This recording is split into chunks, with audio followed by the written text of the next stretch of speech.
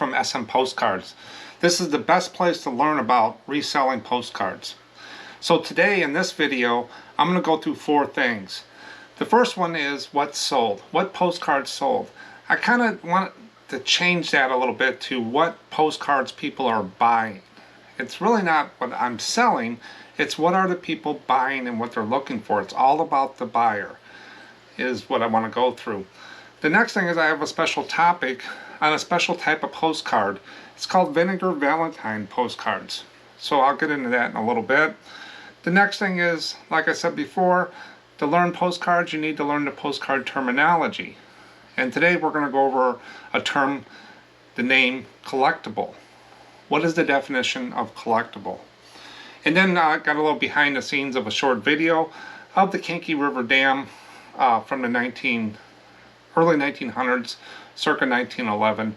Little history. It's an unpublished video as of today, so I'll give you a little history on that. I want to get started on what postcards people are buying. So the first card that I have today is a chrome card.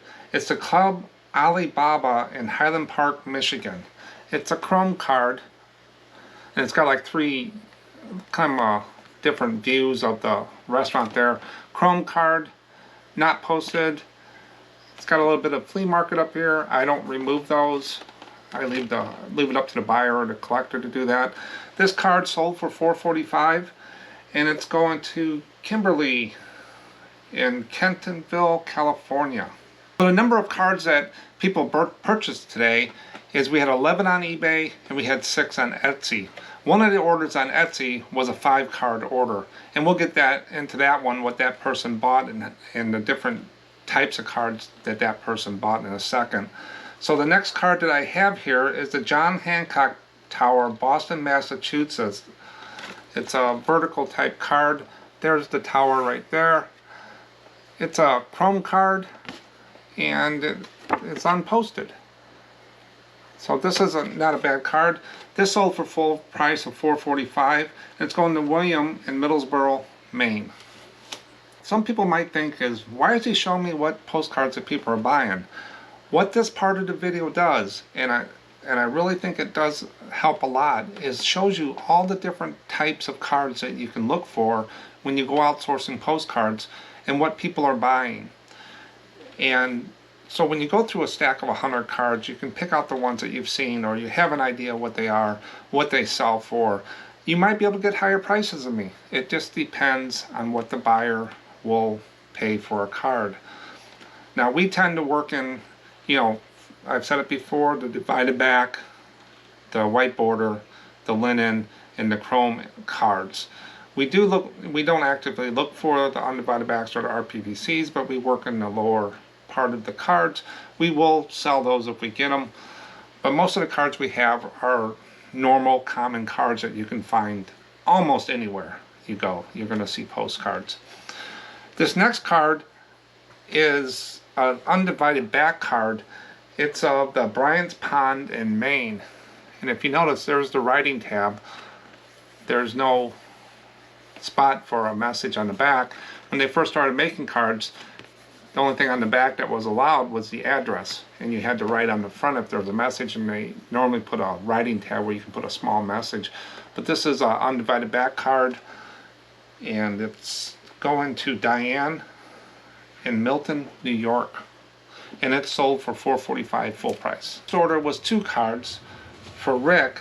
He got the Chinese Temple in Carlsbad Cavern. It's a vertical card, it's a cavern card. And then he also bought the King's Palace one, and that's a vertical card too. If you notice, there's some people down here. These are both linen cards that he purchased. The interesting about this, one card has an inventory number of 5852, which is probably one of the first 1,000 cards that I put up years ago.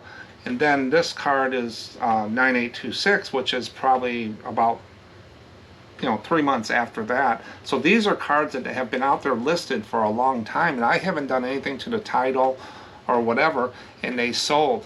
So those are 2 cards. They sold for $4 a piece, so they were an offer sent to Rick for 10% off. We send offers all day long as soon as they pop up in eBay and we see them, we'll send them out for 10%. So a 445 card will go $4. And this is going to Cave Creek, Arizona.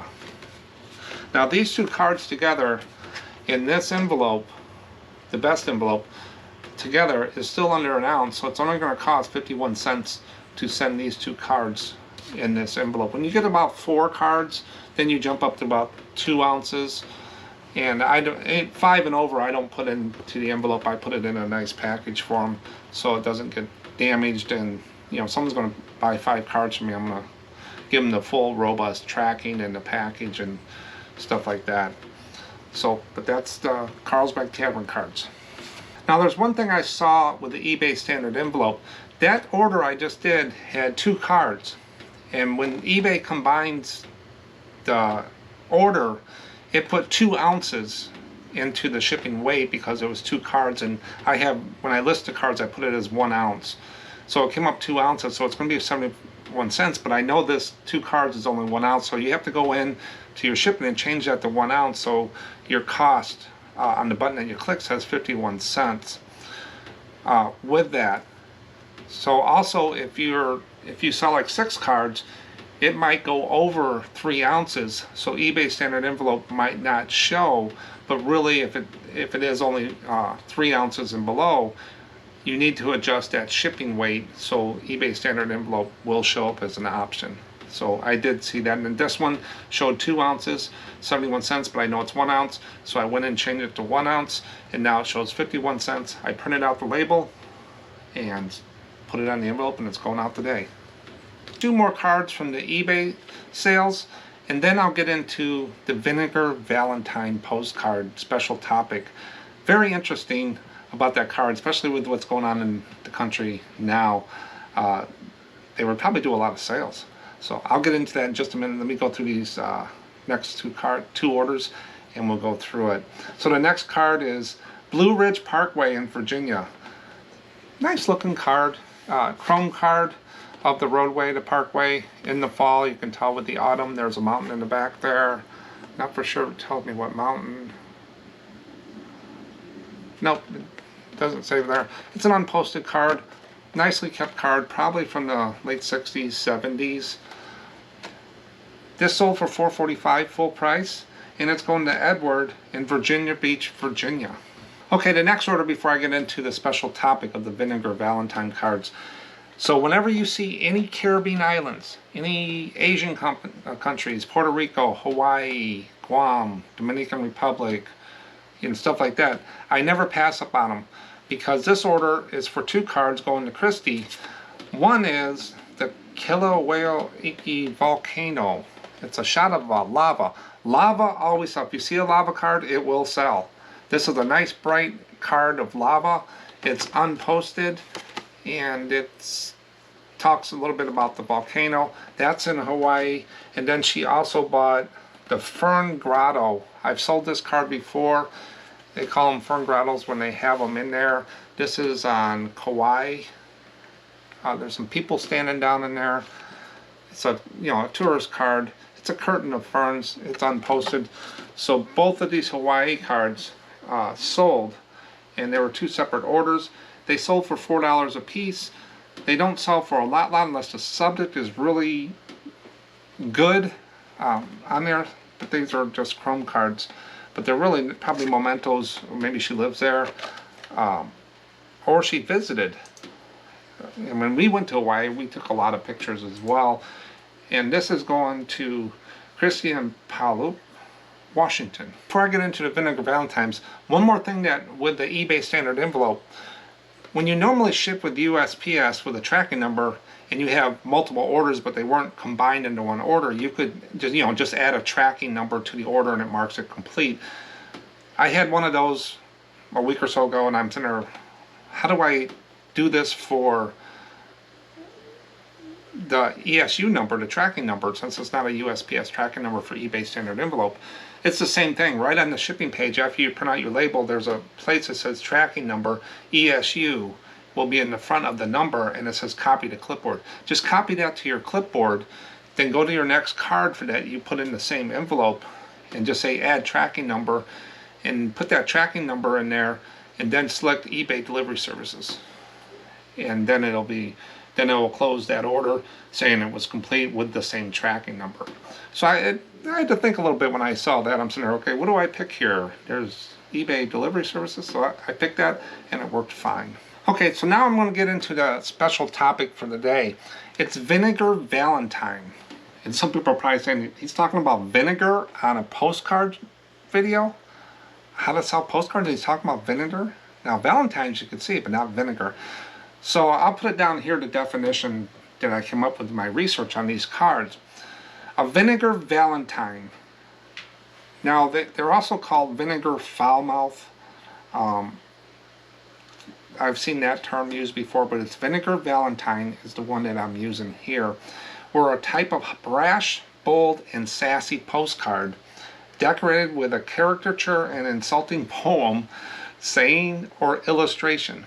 Now let me say that again.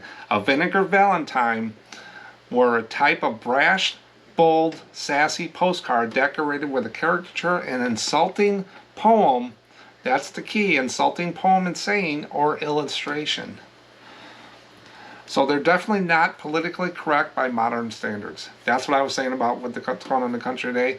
These probably wouldn't fly too well off the shelves, but maybe they would, but I think, we'd have some issues. They were popular starting in 1840, and some of them still sell today. They were cheaply made back in the day. A lot of them didn't survive. They were, just thrown together. Sometimes these cards cause fights and arguments between the sender and the receiver. I guess it was some of the articles I read about these. There were some people that got some fist fights and really caused businesses, back and forth about their business or about persons or whatever. I guess maybe this was the Facebook or the social media of the day, was the Vinegar Valentine. Someone flaming someone. Up to the 1840s, the receiver was responsible for the postage. Not the sender, but the receiver. So you got paid, or you had to pay to be insulted. So you get this postcard, and you pay your 2 cents, and it's an insult. So you have to pay for that. Millions were sold in the 19th and 20th century of these cards. They were very popular, just like social media is today. Most likely these were sent anonymously. So they were sent anonymously to the receiver.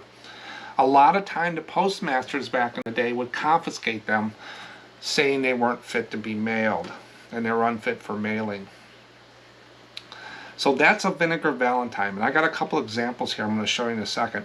Now these cards are not high price cards, they're what I call a crossover, and I'm going to get into that term in one of the videos, but with postcards you get a lot of crossover. So these can fall into Valentine is what they're saying the name is. It's really not.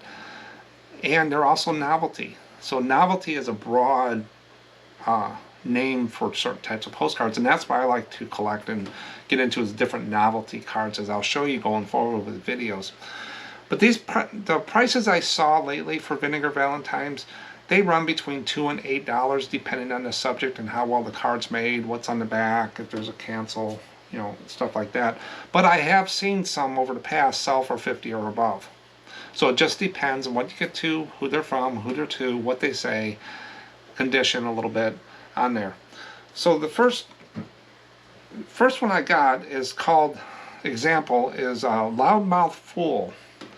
And I'm going to hold it up here and just so you can see it. So if I didn't like someone and I wanted to call them a loudmouth fool, I would send them this.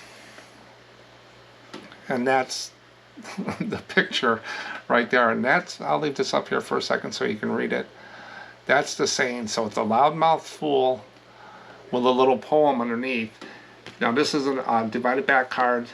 It's got a 1 cent stamp box on there. Now one of my videos coming up, I always say 1 cent stamp, 2 cent stamp box. I'm going to tell you why I do that soon. I just got to put it together. So, but that's the loudmouth fool. So if you got a loudmouth fool in your office and you wanted, back those days, and you wanted to tell him, you could send this to him. He'd have to pay 1 cent to get it, that he was insulted. So loudmouth fool. The next one I got is Proud Father. A big conceited dad, poo-poo. It's tough that the baby looks like you, poor thing. Some cross he'll have to bear to lug your features everywhere. So that's another one. So someone's a father, they don't like him, so they send him a postcard saying the baby's ugly. That's what I get out of it. So there's the saying underneath there. On there. So that's, you know, it says right up here, it says, what is a home without a father? Now this one, these two cards here were not cheaply made. This is on regular card stock for today, and this is a lot thicker card stock. It is a divided back, and it is one of the earlier divided backs because the line is moved a little bit to the left from center, which usually tells me that it's earlier. It's not a definite thing, but it's just a thing that I see. So those are Vinegar Valentine cards. So if you see these cards, they're not just comic cards from, you know, humor and comic cards that you get. Now humor and comic cards, when you put them in your store, they do sell, but they don't sell that often and for not that much. A lot of people will go in and just read them and get a giggle and move on. There are some of them that will sell on there. Now I have over 10,000 pins on Pinterest under SMPostcards, and I get so many views, people reading through the comic board that I have there with that, but they don't really sell it often. But Vinegar Valentines, you'd want to make sure you put that in the title. People do look for these types of cards. They are prevalent, but a lot of them didn't make it. Vinegar Valentine, who knew? These other 4 cards here, and then I'll go through the postcard terminology term collectible. What's the definition of collectible, and how did they come up with it? There is a little thing that you'll see on there, what they mean by that. So the next card I have is going to Corey in Seattle, Washington. It is the Hyatt House Hotel, Los Angeles, California. Basically a Chrome card. It says that world's first fly-in hotel. I'm not for sure what they mean by fly-in hotel, but that's the Chrome card there. It's unposted. Not a bad card. Somebody collects hotels, he stayed there or whatever. But this is Los Angeles and he lives in Washington, Seattle. So sold for $4.45. That'll go out today. Thanks, Corey. Card is kind of like a real photo postcard, but it just doesn't feel like one. It doesn't feel right. It looks like it's print, but it's inset in there. It's got a little border around it. On there, RPPCs can be a little difficult. I'd have to look under a magnifying glass to see if there's any dots or anything on it. But it just doesn't. It has a shimmer of a photo card, so it just doesn't have the glossy on there. This is Stony Point, Crooked Lake, Delton, Michigan. It's going to Alice in Royal Oak, Michigan. So there's the Stony Point, there's the lake. Not a lot happening on there, but it's an older card. Someone needs it for their collection and add it in there. This sold for $4, so it was an offer to Alice. And then that'll be sent out today. The card is of Harder Hall in Sebring, Florida. It doesn't really say what, it just says Harder Hall, Sebring, Florida. So there's nothing else on the back here. It's unposted. It's a Chrome card. I'm not for sure what Harder Hall is in Sebring, Florida, but someone knows what it is. And they paid $4.45 to get a picture of it on a postcard. This is going to Stephanie in Clearwater, Florida. So, Harder Hall. It is of the Planetarium, Michigan State University, East Lansing. So that's a Chrome card. Now this Chrome card has the rounded corners. It doesn't give it any more value, but it just, you know, shows that it's a nice rounded corner card, not from where or anything. It's unposted. But with this one, it's Planetarium, Michigan State University. You want to make sure when you get universities or schools, you want to put in there Michigan State University, East Lansing. Now I didn't put Michigan again because I already had Michigan in the title. I could have put East Lansing, Michigan, but it's just a double word. So it's Postcard, Planetarium, Michigan State University, East Lansing. Something triggered them to bring this card up on their page and click and buy it. So that's what that is. This sold for $4, so it was an offer to the buyer. And it's going to William in Corona, Michigan. Okay, now let's get into the term. To learn postcards, you need to learn the postcard terminology, talk to talk. understand to speak. I still get terms all the time that I have to go look up. What do they mean by this? Or I need to refresh myself. The term I picked today is the term collectible. And I'll put it below here so you can read it as well. Collectible. A collectible is a manufactured item that it possesses the attractive characteristics necessary to cause someone to save it without any regard to its practical use. So basically, in so many words, I'm going to fill my house up with stuff that really doesn't have a practical use. So a collectible possesses the attractive characteristics. That's the subject on the card, the photo, what's going on in there, what's the stamp on the back, what is the cancel on there, what is the message. All that is what the characteristics are. So that's a collectible definition. Postcards fall between categories as they've always been purchased to send messages as well as purely collected. So that's the crossover with postcards. Let me say that again. Postcards fall between categories as they've always been purchased to send messages as well as purely collected. Now the term collectible generally was used starting in the 1930s, around that time, to distinguish between vintage objects from antiques age of at least 100 years. And there isn't an argument about what's vintage, what the word antique is. They say 20 years for vintage, 100 years for antiques. I've seen people go back and forth for hours on that term. But that generally, collectible was started around the 1930s. Postcards are now starting to fall into the antique area by this definition of 100 years. Stuff like seashells are not considered collectibles even though they are collected. They're prevalent on the beach, but they're not considered collectibles. So you can go both ways on that. But that's the term collectible. So when you hear collectible, the biggest thing is it has attractive characteristics, but it doesn't, and without the regard of practical use. So it's got to have a good subject, something they like to look at, something they like to brag about, something they want to put in their man cave or whatever. It's got to have the attractive characteristics. Okay, so now I'm going to get into the Etsy. We did the eBay cards, the postcards that people bought. Not just what sold, not just what dollars I made or how many sales I had. This is what people are looking for. And we've done chromes, we've done some linens, we've done some divided backs, undivided backs. So it's the whole gamut. So when people ask me what sold, go look at the videos or ask me specific questions, and I'll probably say yes, they will sell. They'll say what price, the best that the market will bear. You know, we start at $4.45 and free shipping, and we go from there. So majority of our cards are around the $4.45 area. This order here was an order for 5 cards. And I'm going to go through these kind of quick here since it's a bigger order. So the first one is of the marina in Ocean City, Maryland. It's a chrome card, just shows the marina, and it's unposted. The next card is Castle on Cedar Pack, Badlands, South Dakota. Always want to get Badlands in your title for South Dakota. People like to, do that. It's a chrome card. These are nice cards. The next one was kind of interesting. I forgot what it was at first, but this is President Carter and family floating down the Snake River in Idaho. So there he is. I think let me see where Jimmy Carter is. Yep.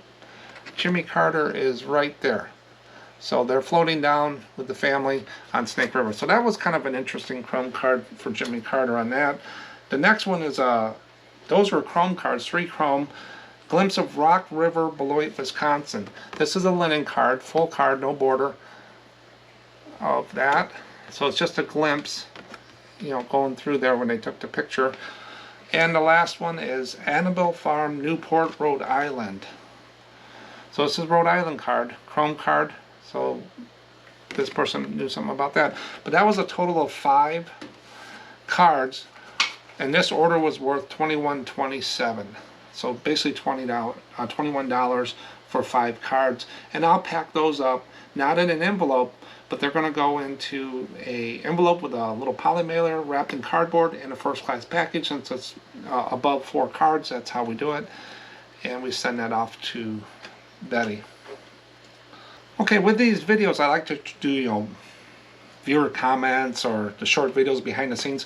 Well, today I'm going to do a behind the scenes of one of our short videos to tell you a little bit about it. This is of the video you're going to see here in a second, and it's less than a minute, is the Kankakee Dam. And if you notice, that's a railroad bridge right here, and it's iron girders. But watch and see what it is now.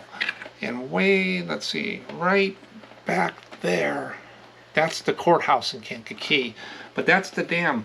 When I was younger and I grew up in Kankakee, we used to walk out there. In the summer, that wouldn't even cover your knees sometimes, but there is holes in an undertow. You don't want to get caught up in some of that on there, but there's just clams and some big fish out here, and we just fish right up there. The raise and lower the water level behind the dam, they used to put boards up when they had boat races and stuff. Now they have an inflatable bladder that they just pump air into, or hydrant fluid, and it raises and lowers the water back toward the east. But the Kankakee River is a very clean river. I grew up right next to the river, so I know it very well. This is a posted in 1911 divided back card, and we own all the cards that we do our videos for. So let me go ahead and kick this video off and take a look at that bridge and see if you can see the courthouse. Here you go.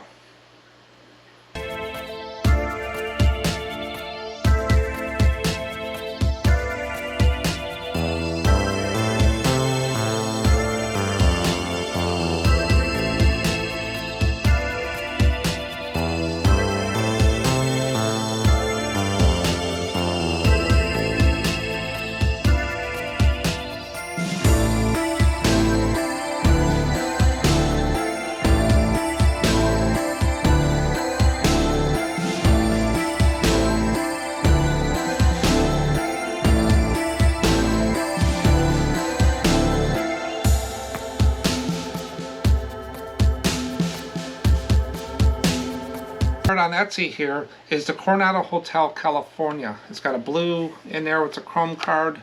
It's a nice looking card. It's unposted. This card sold for $4.45, and it's going to Lily in Eau Claire, Wisconsin. As you can see, we sold cards from chrome, linen, undivided back, divided backs.